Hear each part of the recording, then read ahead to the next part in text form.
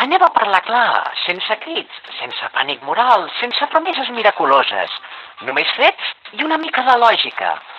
Un medicament dissenyat per a diabetis tipus 2 ha estat convertit en solució estètica de masses. No perquè el cos humà hagi canviat, sinó perquè el mercat ha detectat una oportunitat. I quan el mercat detecta una oportunitat no pregunta, és bona idea? Pregunta, quants diners guanyaré? La semaglutida, o per als mortals Ozempic, s'aprova per a diabetis el 2017. Anys després, s'ofereix a dosis més altes per a pèrdua de pes. Mateix principi actiu, un altre relat. I aquí comença el problema. Perquè perdre pes amb un fàrmac pensat per a una malaltia crònica, sense dades completes d'ús estètic a molt llarg termini, no és una decisió mèdica neutra, és una aposta. Sí, ja ho sabem, nàusees, vòmits, diarrea, estrenyiment, això és el que es diu en veu alta. Però també consta, i això no és opinió, el risc de pancreatitis aguda, d'aturada intestinal, de lesions renals associades a deshidratació severa i sobretot problemes biliars. Fins i tot una afecció ocular rara que pot causar pèrdua sobtada de visió. Molt rara, diuen. Correcte.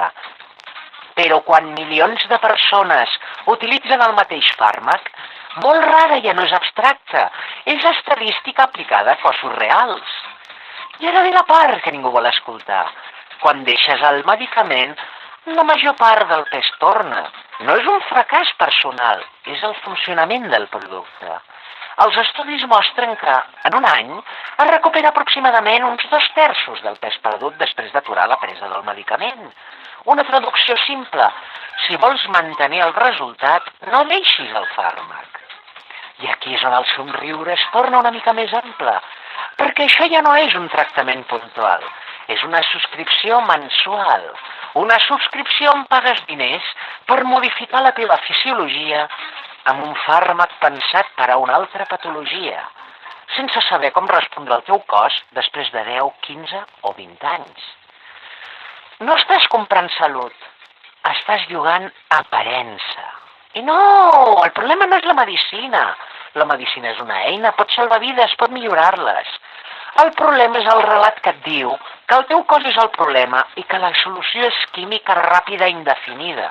Que si no primes és manca de voluntat, que si dubtes ets poruc, que si preguntes pels efectes a llarg termini exageres. Però la pregunta correcta no és ¿funciona? La pregunta correcta és què estic sacrificant perquè funcioni? Perquè aprimar-se, sacrificant salut futura, per complir un ideal estètic present, no és autocura, és una transacció. I com totes les transaccions, algú hi guanya molt i algú altre assumeix el risc. Així que, abans d'acceptar una injecció mensual com si fos un gest d'amor propi, potser cal preguntar-se, això és cuidar el cos o vendre l'ànima a canvi d'una subscripció farmacològica?